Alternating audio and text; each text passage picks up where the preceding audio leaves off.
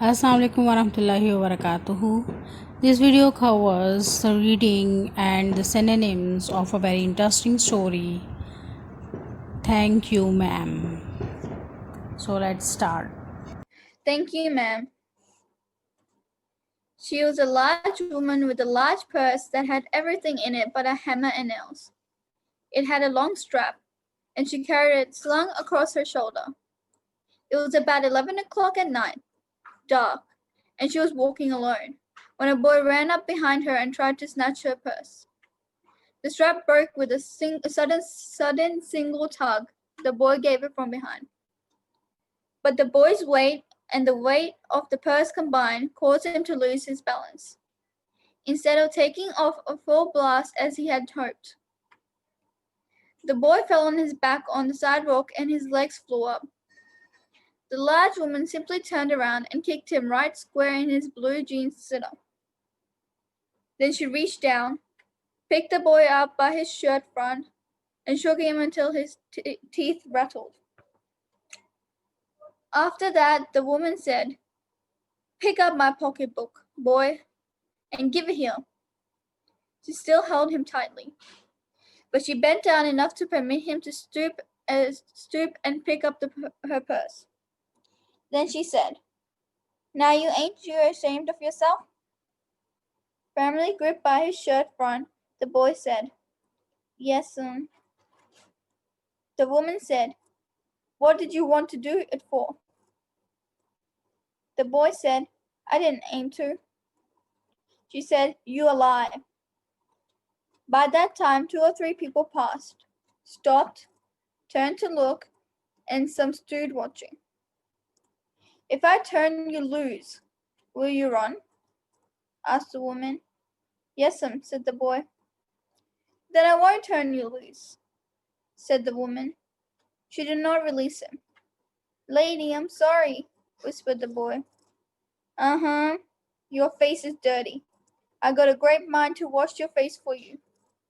"Ain't you got nobody home to tell you to wash your face?" "No," said the boy. "Then it will get washed this evening," said the large woman, starting up the street, dragging the frightened boy behind her. She looked as if she were 14 or 15, frail and willow-wild, in a tennis shoes and blue jeans. The woman said, "You ought to be my son. I will teach you right from wrong. Least I can do right is to wash your face.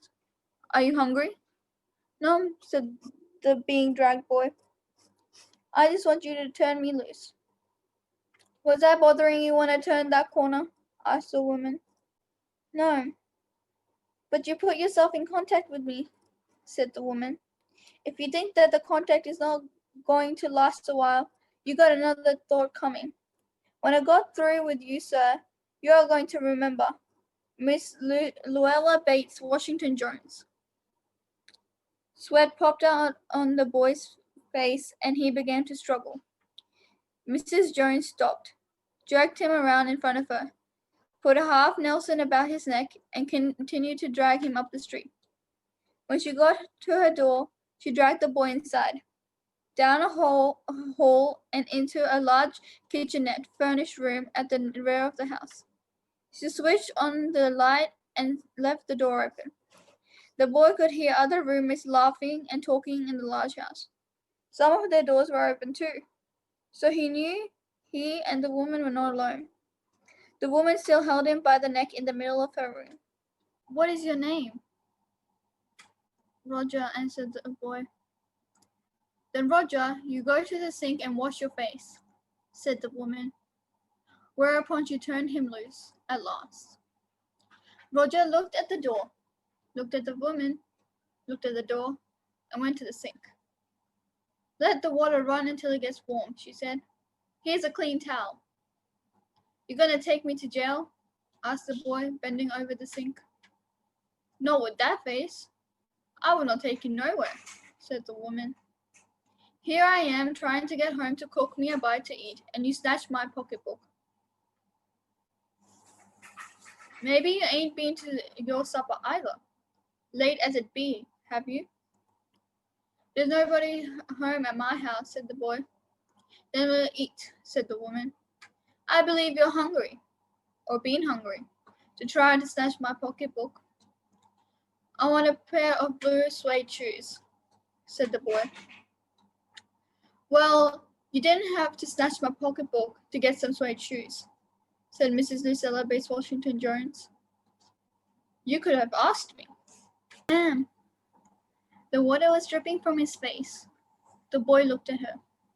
There was a long pause, a very long pause. After he had dried his face, and not knowing what else to do, dried it again. The boy turned around, wondering what next. The door was open. He could make a dash for it down the hall. He could run. The woman was sitting on the daybed. After a while, she said, I was young once, and I wanted things I could not get. There was another long pause. The boy's mouth opened. Then he frowned. Not knowing he frowned.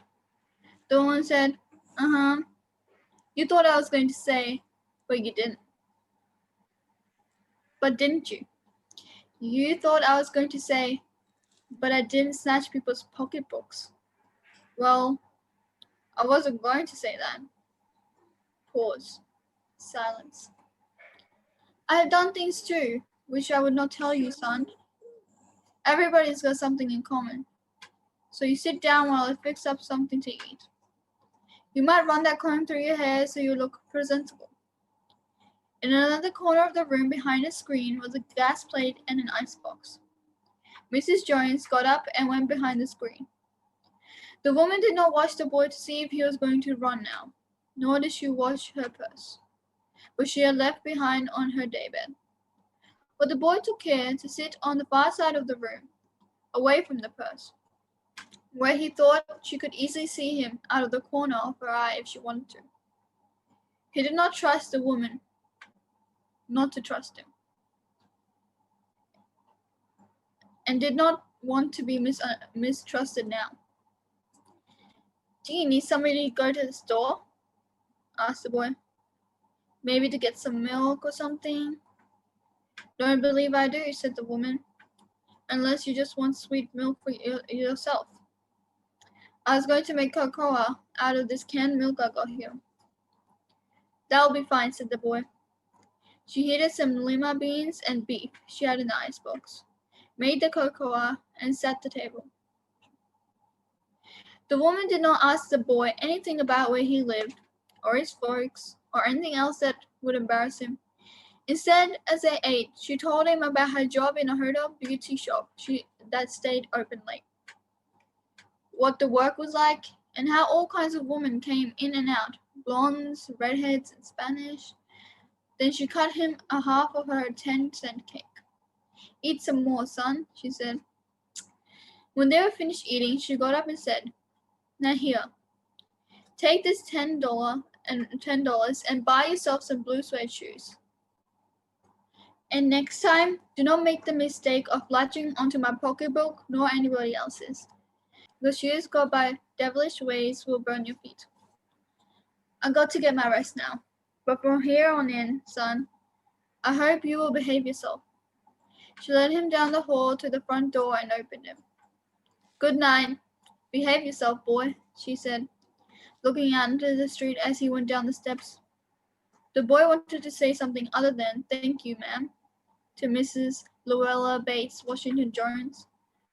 But although his lips moved, he couldn't even say that as he turned at the foot of the barren stoop and looked up at the large woman in the door.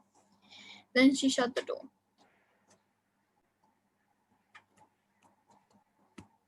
He couldn't even say that. He couldn't even say that का क्या मतलब है? ये वो thank you भी नहीं कह सका.